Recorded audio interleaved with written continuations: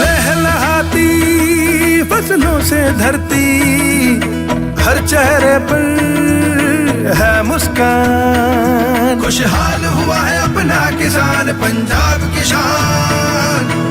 पंजाब सरकार किसानों की बेहतरी के लिए प्रतिबद्ध है। खाद, बीज और बिजली की आपूर्ति से लेकर फसलों का उचित मूल्य सुनिश्चित करने तक हर जरूरी कदम उठाए जा रहे हैं ताकि किसानों को अधिक लाभ मिले।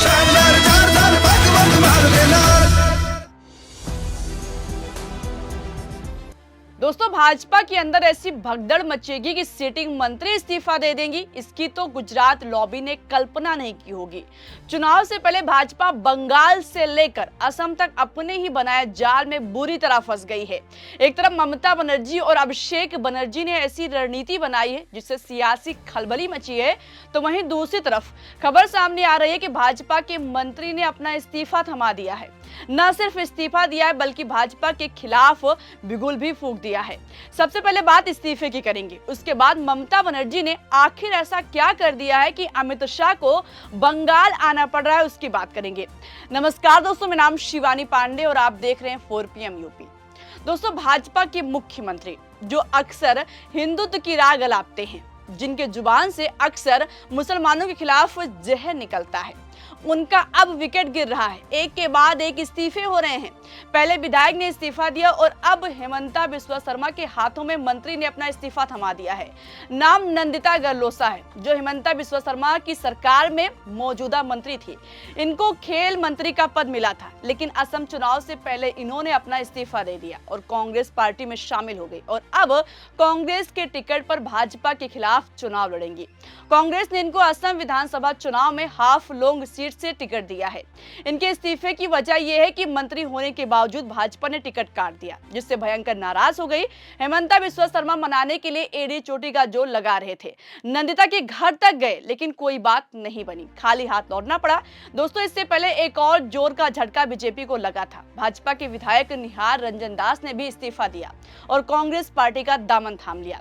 यानी एक सिटिंग विधायक और एक सिटिंग मंत्री दोनों ने इस्तीफा देकर भाजपा को टाटा बाय बाय बोल दिया। मतलब साफ है कि भाजपा में जबरदस्त भगदड़ मची हुई है। भाजपा आलाकमान अपना घर नहीं बचा पा रही है। अभी तक कांग्रेस में सेंध हेमंता बिस्वा शर्मा लगा रहे थे। प्रद्युत बोरदोलोई और भूपेन बोरा जैसे नेताओं को पार्टी में लाकर कांग्रेस को कमजोर करने का दावा कर रहे थे, लेकिन अब खुद भाजपा के मुंह पर धड़ाधड़ इस्तीफे गिर रहे हैं।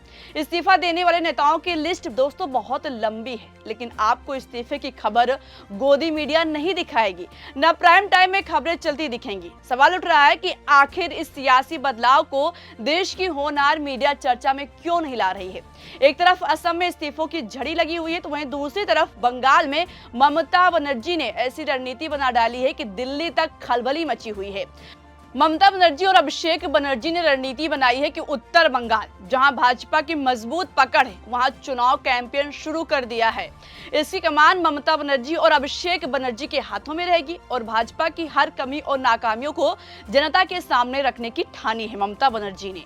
इसके साथ ही ममता ने बंगाल की जनता से ऐसे ऐसे वादे किए हैं कि उसकी गूंज दिल्ली दरबार तक सुनाई दी। ममता ने क्या क्या बंगाल की जनता के लिए अपने पिटारे से निकाला, आप स्क्रीन पर देख सकते हैं, जिसको देखकर अमित शाह खुद बंगाल भागे भागे आ रहे हैं और 28 मार्च को अपना पिटारा खोलने जा रहे हैं। लेकिन कहा जा रहा है कि अमित शाह चाहे जो साम दाम दंड भेद अपना ले, चाहे जितने चुनावी वादे कर ले, मगर ममता के आगे उनकी दाल गलने वाली नहीं है। भाजपा पूरी तरह इस चुनाव में धाराशाही होती दिख रही है। चुनाव से पहले जो ओपिनियन पोल सामने आए, उसमें ममता बनर्जी बंगाल की जनता की पहली पसंद बनकर सामने आई हैं।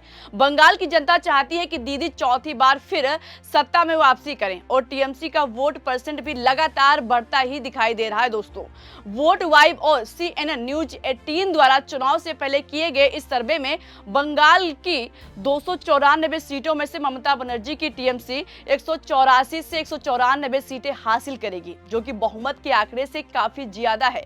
बहुमत के लिए 148 सीट चाहिए, जबकि बीजेपी के बारे में 98 से 108 सीट जीतने की बात कही जा रही है। वहीं वोट परसेंट की बात करें तो 41.9% लोगों ने टीएमसी के प्रति अपना समर्थन जताया और भाजपा को 34.9 ने वोट दिया है। पोल में बताया गया है कि मुख्यमंत्री ममता बनर्जी ही टीएमसी की चुनावी जीत का मुख्य आधार बनी हुई हैं।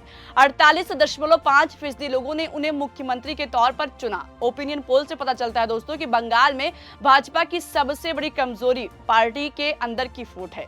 19.9% जवाब देने वालों ने पार्टी के अंदर की लड़ाई और गुटबाजी की ओर इशारा किया। वहीं 17.2% लोगों को लगता है कि एक करिश्माई राज्य स्तरीय नेता की कमी है और 12.5% लोगों का मानना है कि भाजपा बंगाल की संस्कृति को नहीं समझती है।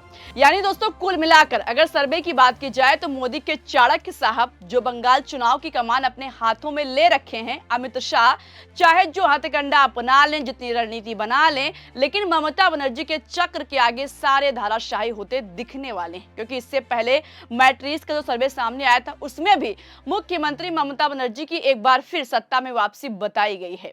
मैट्रिक्स IANS ओपिनियन पोल में टीएमसी को 155 से 170 सीटें जीतने का अनुमान बताया गया, जबकि भाजपा को 100 सीटें और ओवैसी की पार्टी को 5 से 6 सीटें मिलने की उम्मीद बताई गई है। वहीं वोट वाइब के सर्वे में जनता से ममता सरकार के कामकाज को लेकर जब सवाल पूछा गया तो जवाब काफी दिलचस्प सामने आए। लगभग 44.3% लोग सरकार के काम से खुश हैं दोस्तों। इसमें 34.8% ने बेहतरीन और 9.5% ने अच्छा कहा है। यानी तीनों सर्वे में ममता बनर्जी के लिए गुड न्यूज सामने आई है दोस्तों। 2011 से लगातार देखा जा रहा है कि चाहे मोदी लहर जितनी तेज हो, लेकिन ममता बनर्जी की आंधी की आगे दिखाई नहीं देती है। बंगाल जीतना भाजपा के लिए सपना बन गया है। अमित शाह का जो घुसपैठिया का मुद्दा है वो उतनी देर काम आता है जितनी देर चाणक्य साहब मंच से गरजते हैं, उनके जाते ही हवा हवाई हो जाते हैं। देखा जाए तो ममता बनर्जी अकेली ऐसी नेता हैं जो भाजपा के नाक में दम करके रख देती हैं। अखिलेश यादव पहले ही कह चुके हैं कि ममता बनर्जी को हराना भाजपा के बस की बात नहीं है। ममता चाहे अकेले चुनाव लड़ेंगी या फिर वो गठबंधन के साथ चुनाव लड़ें, लेकिन भाजपा के अंदर हिम्मत नहीं है कि उनको हरा सके। अब ऐसे में देखने वाली बात होगी कि क्या बंगाल में चौथी बार ममता की सत्ता में वापसी होगी और एक बार फिर भाजपा की करारी हार होगी। ओपिनियन पोल का सर्वे कितना सटीक साबित होता है और असम में जिस तरह से चुनाव से पहले भगदड़ मची हुई है, क्या हिमंता बिस्वा शर्मा की इस बार सत्ता से विदाई हो जाएगी? इस पर आपको क्या लगता है? आपकी जो भी राय हो अपनी राय कमेंट बॉक्स में जरूर बताइएगा। अगर वीडियो पसंद आई हो तो लाइक और शेयर करना मत भूलिएगा। देखते रहिए 4PM। नमस्कार।